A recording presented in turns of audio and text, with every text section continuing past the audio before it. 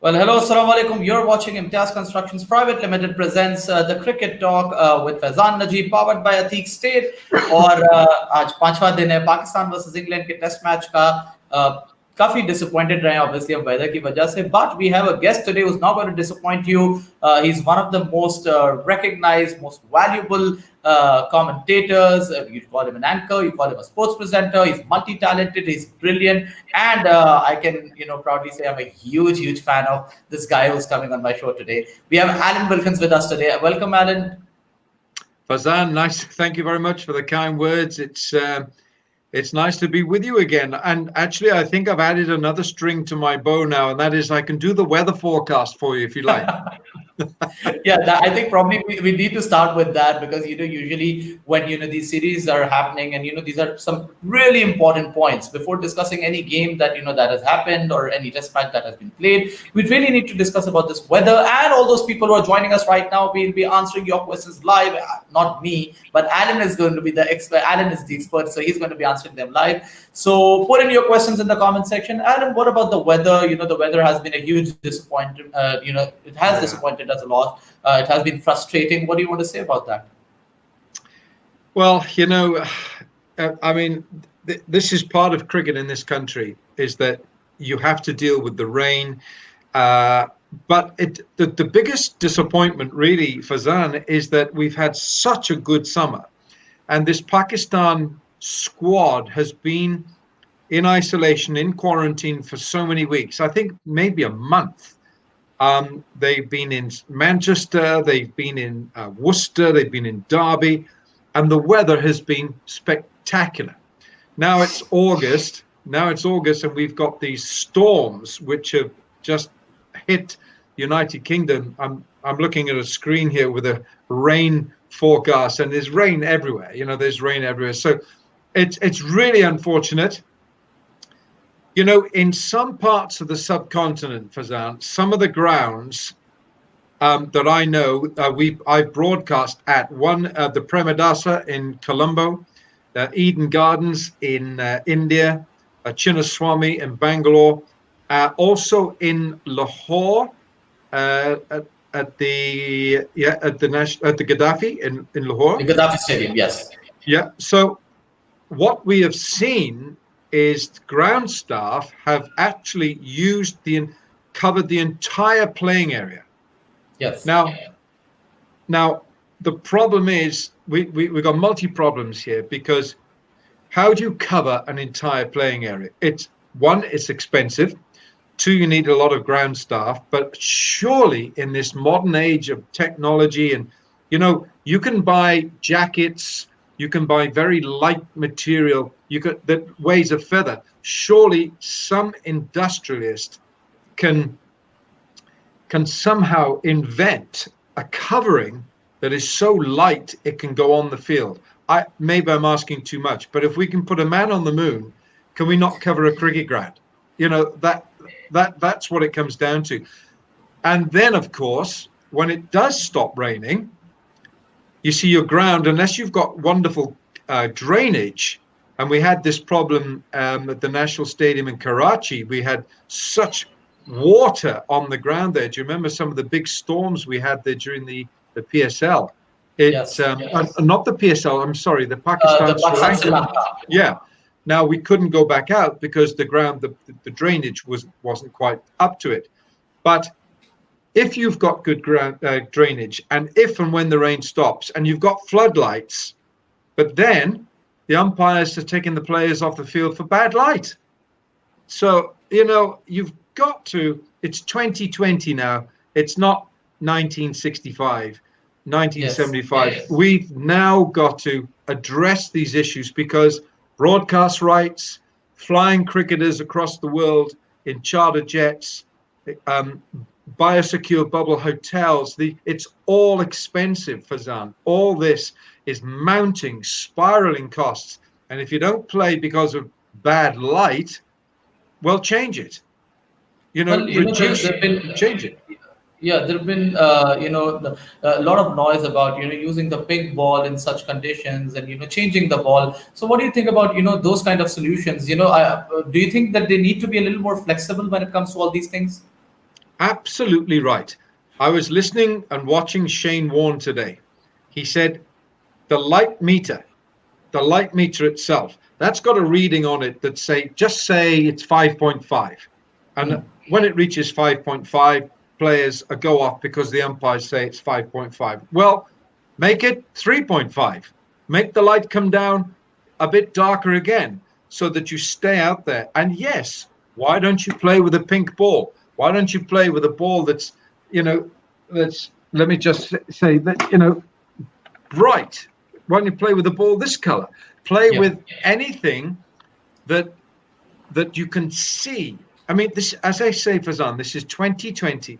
I'm sure there are industrialists in Pakistan, in India, in Britain, in America. You can come up with a concept to make a cricket ball that looks a lot better than just a red ball. Surely we've got to move on from this. I think the days of coming off a cricket ground when it's not raining and you're going off for bad light, that should now be changed. We've got to move on from this. And what about the planning? The planning, this happens, they're planning the series. Don't they check the forecast? Because we usually get the predictions way back. So, somebody actually commented that, even when we are planning a picnic or we are planning something like a vacation, we do check the weather. So why don't we see this happening when we are planning the matches? Well, I know.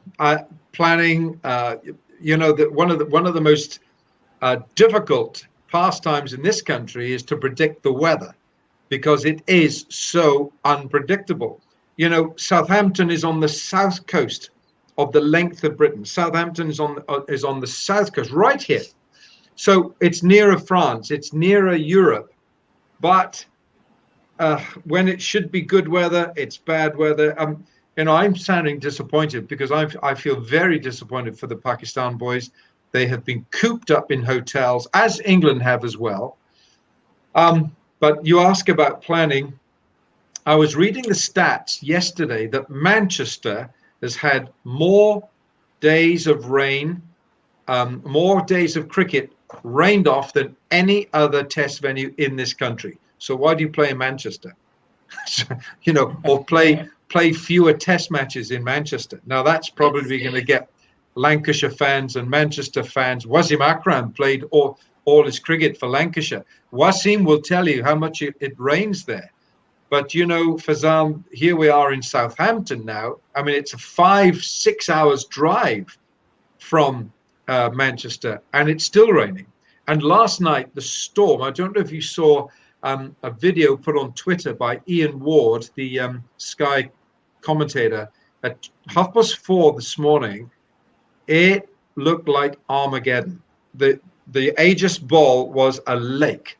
So, yeah, what do? Do you cover the whole ground? Is there a businessman in Pakistan who can say, I'll invent something. I'll put how many crores into developing something that'll cover a cricket ground. And then if you've got the ground covered and it's dry, and then you just go out and play.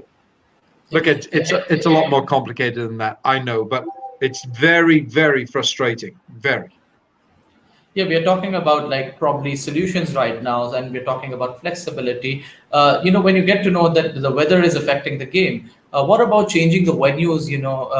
At the end moment when like we've seen this test match, has been affected by rain, and the next test match is at the same venue. So why not just change the venue? Why is that so difficult? Well, I think in this particular instance, it's unprecedented. They have challenging times. It's all because of COVID-19, Yes. coronavirus. So there are two test venues which have hotels on site, and that is Southampton, and the other one is Manchester, Old Trafford. The way it's going is that cricket clubs in this country, test matches, one is here in Cardiff. I'm in Wales, in Cardiff. Glamorgan, look at the county here, where Javed Miandad played his cricket and Majid Khan played his cricket. They are looking at building a hotel on site so that possibly Cardiff then becomes into the reckoning. I mean, this will take a couple of years.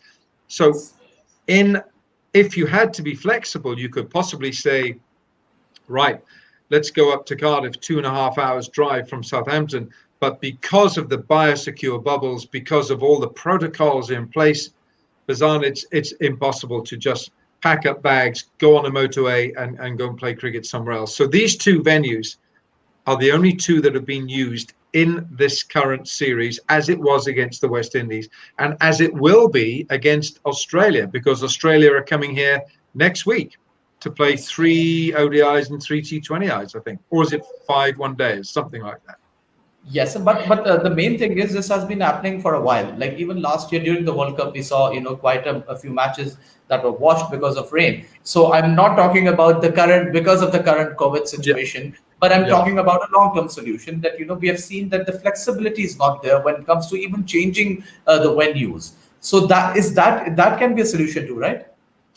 Well, I'm not so sure that would work. I'll tell you what. I mean, obviously, it sounds great. Let's just change the venue. But if you have set out a World Cup or a Champions Trophy and you've got 5 games in Nottingham, you've got 4 games in Cardiff, you've got 5 games in Birmingham, whatever it is, and then you decide because it's raining in Nottingham or it's raining in Bristol. Where did Pakistan? They were rained off twice, weren't they? Pakistan. One match was against Sri Lanka. I just can't recall the venue right now. Bristol. It was in Bristol. And that, Bristol is there, and it's 40 minutes drive, 40 from here. Yeah. Now, I know what you're saying. You're saying, can we be flexible? Can we just drive down the motorway into Wales, into Cardiff, and play there? It takes a lot more planning than that. Also, tickets, hotel rooms. So it's very, very frustrating for Zan. The elements, what do? Do you fight them? Worldwide, weather has become so unpredictable. I mean, the ice caps are melting. The ice caps, our polar ice caps are melting. Australia was burning, and then they had floods of biblical proportions. Here, it's been one of the hottest summers on record until now. The rain has come here. And I suspect in Pakistan as well, you've probably had big monsoons. You've had searing temperatures. So we're not going to get onto a debate with climate change here, but I think the big issue here for a lot of people is if it's not raining, if they're still not playing, surely they've got to go out. If bad light should not be a reason for not playing cricket now. Let's just hope things get better. Now we're going to talk about cricket. Of course, the performances. We have a lot of questions from the people. Of course, we are going to go there and get, see what people are asking. So can we have some questions from, our fans who have sent questions? Okay, the first question is from Saad the Storm. He's asking your views on the performance of Pakistan cricket team till now. Of course, we have seen the first test. We have seen some glimpses in the second test. We lost the first test from like a winning position, so I think that was pretty disappointing for all the fans here. So how do you view the performance, on a general basic level right now? Well, Saad, I'll call you Saad. I think when England in their second innings were 117 for 5, you would expect to drive home your advantage. When you've got half the side out, 117, and they still needed another 160 to win. I mean, you had that partnership of 139 between Joss Buttler and Chris Woakes, and they played superbly well. But I just wondered why in that second innings you had 2 leg spinners. Pakistan had 2 leg spinners. Yasir Shah picked up 4 for 66 in 18 overs in the first innings. In that first innings, Shadab Khan bowled only 3.3 overs. Okay, so they bowled England out cheaply for 219. And the other bowlers did their job. But in the second innings, when England were looking to break through, Shadab only bowled 8 overs. Now, if you're going to bowl 2 leg spinners, that's 2 specialist spinners in a test match, surely the plan was for those 2 to bowl a lot more overs than they did. Yasser picked up 4 for 99 in the second innings. But Shadab, I mean, he only bowled 11.3 overs in the match, which it's just simply not enough overs, not for a leg spinner. So I question that. I did qualify that statement there by saying that England played well. Joss Buttler and Chris Wokes. Chris Wokes is a very, very fine, underrated cricketer. But once you score 326, Shan Masood 156, Babar Azam 69, and Shadab played well with the bat, you really, at 117 for 5, Pakistan would be scratching their heads. Why and how did they lose that match? Yes, Butler and Wokes played well, but I just question why Shadab didn't bowl a few more overs than he did. 11.3 overs in the match. If you're going to bowl 2 leg spinners, surely you're going to bowl them in tandem. And England don't play leg spin very well.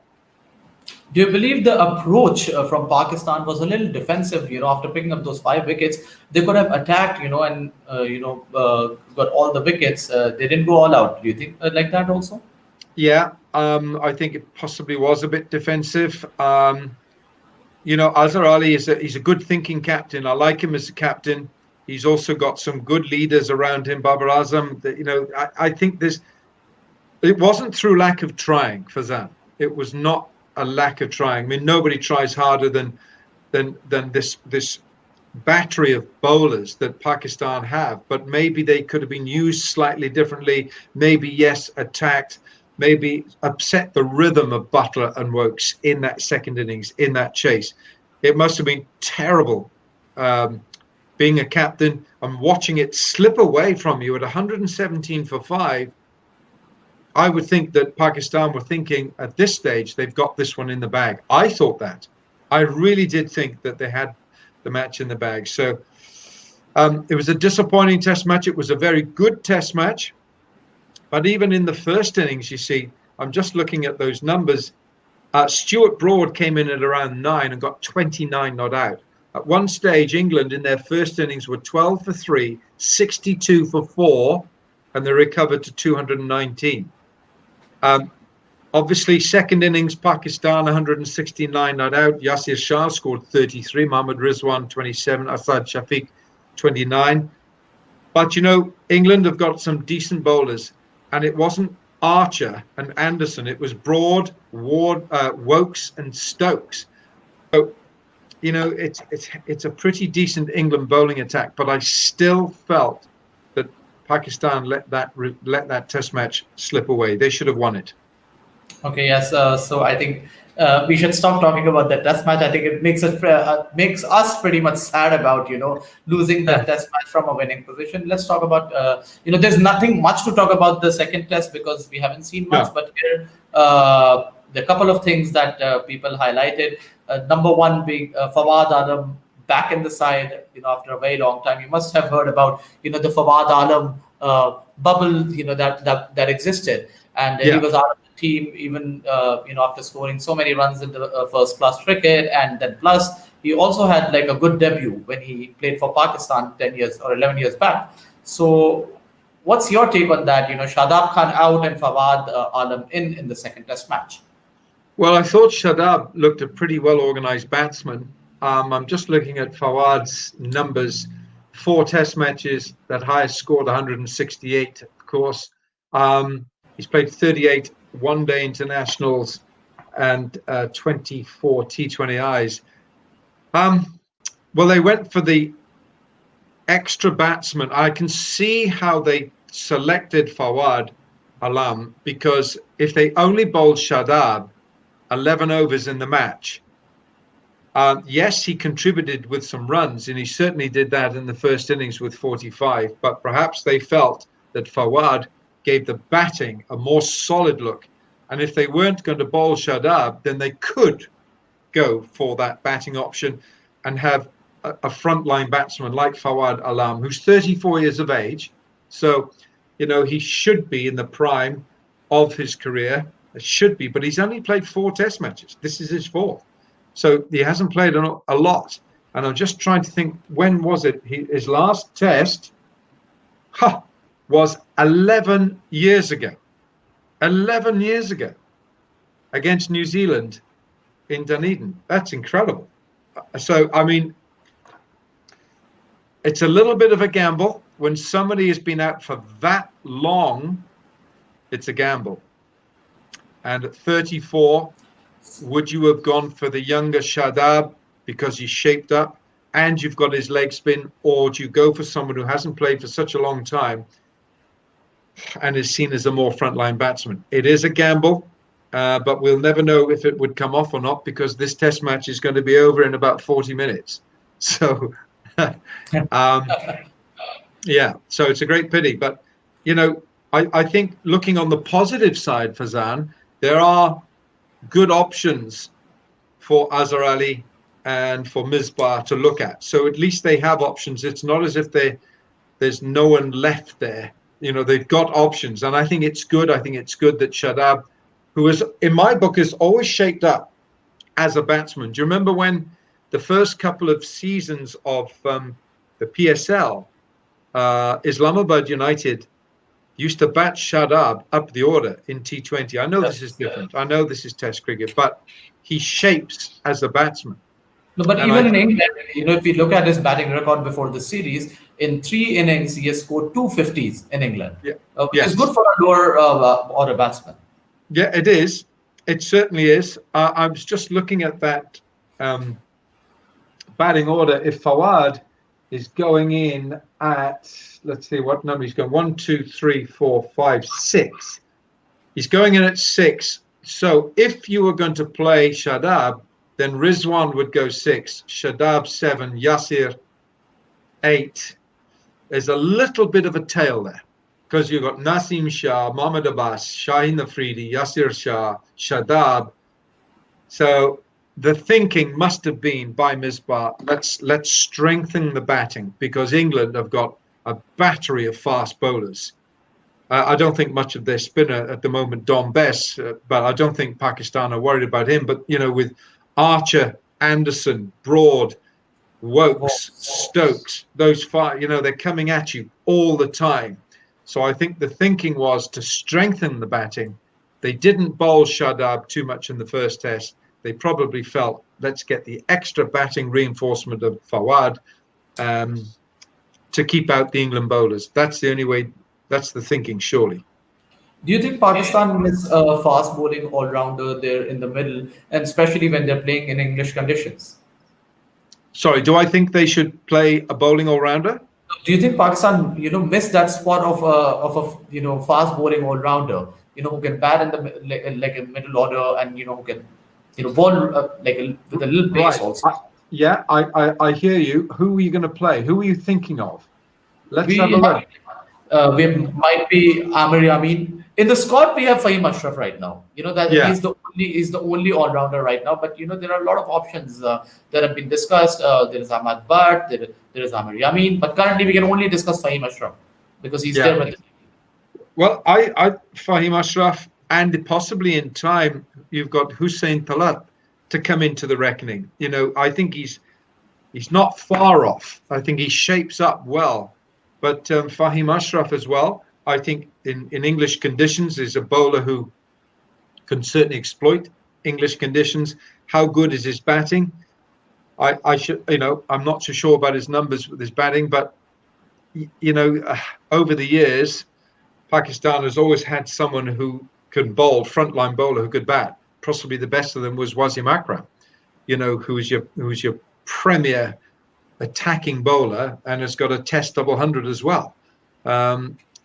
Admittedly, for all his endeavours, Waqar was not a batting fast bowler at all. He looked great, and of course Imran Khan was the best of them as a sort of a fast bowler who could bat 3, 4, 5. He could bat anyway. So yes, you know, it would be great if Fahim Ashraf could come in with a weight of runs. But they hadn't been playing much cricket either, had they? So because of COVID, everything had gone quiet, and you know, you could only take 16. Or no, there was more than that, wasn't it? But the test squad is 16, isn't it? So It's disappointing. We've got one more test to come. Yeah. You know, it could be a long selection meeting to see who they think is. Do they play the extra batsman or do they bring Shadab back? You know, it. Who makes the call on that? That's going to be Misbah, isn't it? You've got Yunus there as well, so it's going to be a long selection meeting, that one, Fazan. I'm sure pretty much because there have been discussions about how the captain Azhar Ali, who's not performing well with the bat. Then there is Asad Shafiq, who has played 70 consecutive tests for Pakistan, which is itself a record here, and Yep. and still not playing those match-winning innings. In fact, their average post Misbah and Yunus retirement has gone down, both of them. So, do you see an extra batsman coming in? Maybe Sarfraz coming in as an extra specialist batsman. What do you think about that for the next test match? Are you asking about Sarfraz? Yeah, as a specialist batsman, because Asad Shafiq is not doing well. So maybe selectors might think, and the team management might think that they should go ahead. I'm saying selectors. No, the team management might think that they should go ahead with a specialist batsman who can perform. What do you think? Well, it's or do they give Fawad Alam another test as a specialist batsman? So if you did bring in Sarfraz, you've got to keep the gloves have got to stay with Rizwan, right? Wouldn't they? Yeah. I mean, he looks great behind the stumps. I'm just looking at the you got Imam ul Haq. Would you bring Imam in to bolster that top order? Would you? That's again a question because if you look at the openers, Imam is an opener. So if you look at both the openers, Shan Masood has had 3 consecutive centuries in the last three test matches, while Abid Ali he made his debut like recently and he's been doing well. He played good innings in the previous innings of the second test match. So I think probably if Imam comes in, then the question is who is going to move down from the top order? Maybe Shan Masood coming one down. I'm just looking at it. You're desperate for Azhar Ali to get some runs. Babar Azam looks good. So there's just a little question mark about Shafiq needs to turn up, get some runs. Rizwan looked great, I thought, for his 72. So you've got a little bit of if Babar Azam doesn't get runs, that sort of middle order there looks a little bit vulnerable, which is where possibly Sarfraz might come in, or you bring in Imam ul Haq into that top order. Shan Masood's got to play. You can't drop him, a guy who scored 156. He's got to play. And the captain's got to play. Abid Ali's got 60 in this test match. Babar Azam, Shafiq, possibly. You're looking at Shafiq, is there a question mark on him? If they're going to play Alam, do you bring Fawad Alam in for one game or do you give him 2? I think it's going to be unfair dropping Fawad Alam after one game, getting back into the squad after 11 years and, getting his game and dropping him just after just one innings. Forget about one game. You can't. You'll destroy him. And then you not only destroy the player, but you then open yourself up as a selection committee, captain, coach, assistant coach. You say, well, what kind of a process is that? If you've had the belief in a player who last played Test cricket for Pakistan 11 years ago, then you've got to give him more than one test. Absolutely right. Your thinking is clear there. So he stays in the side. So then you're possibly looking at Shafiq. And then you've got to keep on those 3 seamers, Naseem, Mohammad Abbas, Shaheen Afridi, Yasir Shah. They're all going to play. So possibly Shafiq is the one who's going to make way. If it's a brain teaser, this one. It really is. It's a brain teaser. But I think it could only be one change, or you bring Sarfraz. I'm not so sure Sarfraz could come into that side. I'm looking at the team here. I'm just looking at it here on my computer screen. Would you like to be a selector, Fazan? Not at all. That is why I don't even want to be in your seat right now, because you have to come up with that expert opinion. I'm better off here asking questions. I'd rather be in that position. How is it in Pakistan? Tell me this. How has it gone down see, England are 92 for 3 now. Yeah. So, I'm watching the match. Mohamed He Abbas just is got a win. Yeah. great. No, that's good. That's good. How has it been perceived? How has it been accepted, the cricket in Pakistan, on Pakistan television?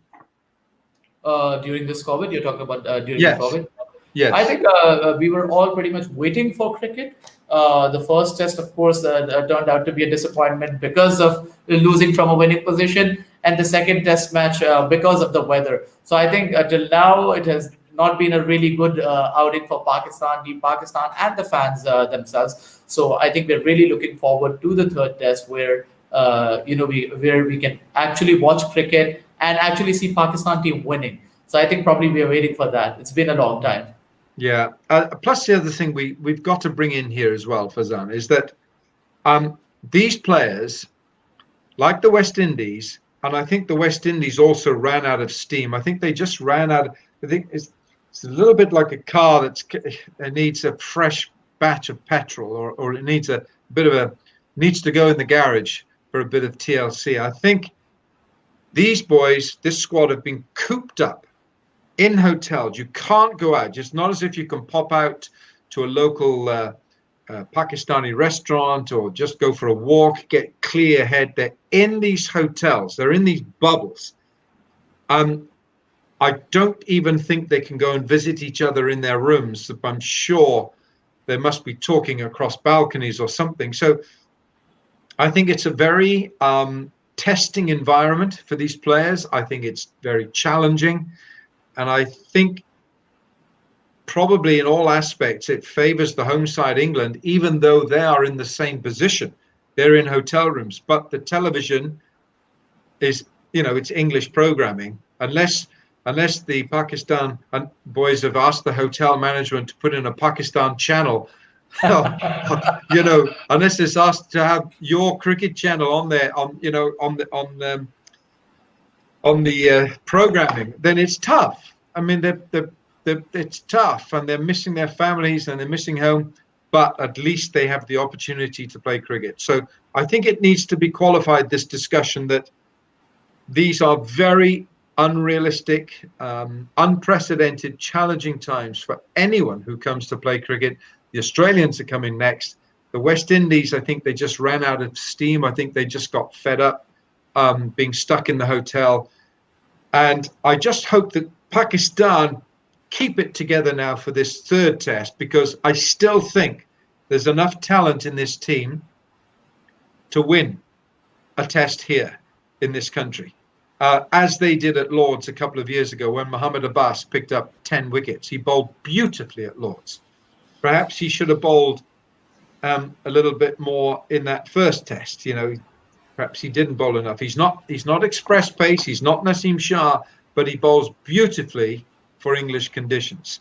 So you've got to say well done to these Pakistan lads for coming here, being cooped up in their hotel, and at the end of it, like tonight, it's now 25-6 here. 34 overs have been bowled. At the end of it, they will simply walk back to their hotel room. So it's a very strange environment.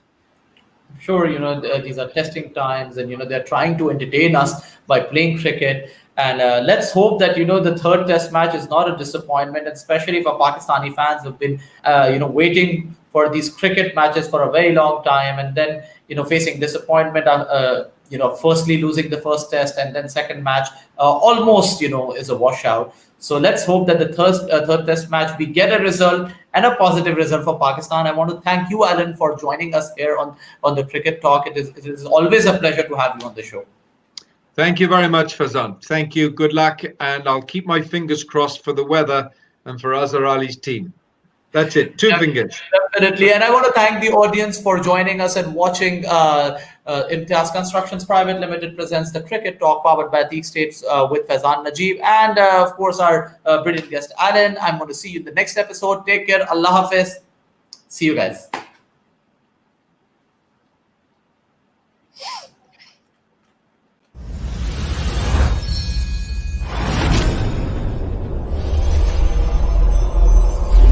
खैरुन्निसा heights 4 और 5 कमरों के super luxury apartments and showrooms. Construction by Imtiaz constructions. तामीर जदीद का बेमिसाल आगाज, ताबनाक मुस्तकबिल की मुनफरिद शुरुआत। अल गफ्फार बिल्डर्स एंड डेवलपर्स पेश करते हैं शहर के दरमियान शाहकार लोकेशन, पंजाबी सौदा ग्रांड सोसाइटी के एन दरमियान, कराची यूनिवर्सिटी रोड से मुत्तसिल 24 घंटे ट्रांसपोर्ट की सहूलत मौजूद। कराची शहर में अपनी नौयत का वसी और अरीज प्रोजेक्ट। हिम्मत, अज़्म, मयार पर समझौता ना करने की रिवायत और करम फरमाओं का बेमिसाल एतमाद। अल गफ्फार बिल्डर्स एंड डेवलपर्स का एक और मुनफरिद मंसूबा, खैरुन्निसा हाइट्स। जदीद जिंदगी की तमाम जरूरियात और आसाइशों का मस्कन। एग्जीक्यूटिव बिजनेसेस के लिए कुशादा शोरूम्स, तजुर्बेकार इंजीनियर्स की जेर निगरानी, पार्किंग रैंप, वसी और अरीज बेसमेंट और 2 फ्लोर्स पर मुश्तमिल कुशादा पार्किंग। अपनायत का एहसास लिए खूबसूरत रिसेप्शन, 24 घंटे सीसीटीवी कैमरा सिक्योरिटी सिस्टम, तेज रफ्तार पैसेंजर एंड कार्गो लिफ्ट्स, कुशादा और दिल फरेब कॉरिडोर, लाजवाब तर्ज तामीर का शाहकार खूबसूरत टीवी लाउंज, वसी और अरीज ड्राइंग रूम, जदीद तर्ज तामीर से आरास्ता बेडरूम्स,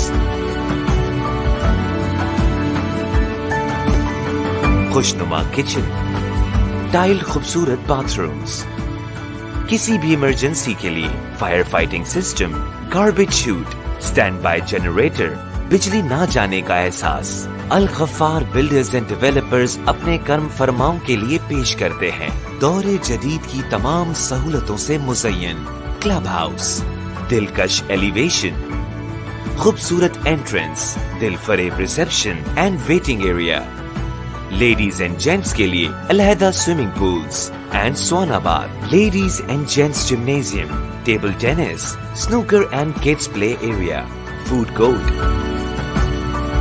शादी और दीगर तकरीबात के लिए कुशादा कम्युनिटी हॉल, क्लब हाउस में मौजूद rooftop restaurant.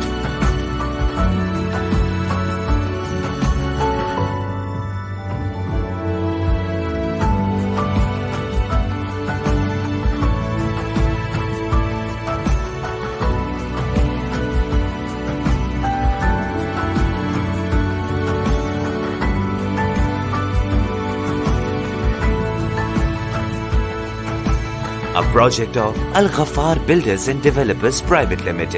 For booking and details, Ateeq State. Phone 021 345 46756 5758 021 358 48871 727374. Construction by Imtiaz Constructions. Architects MR Associates. Animated by Icon Art.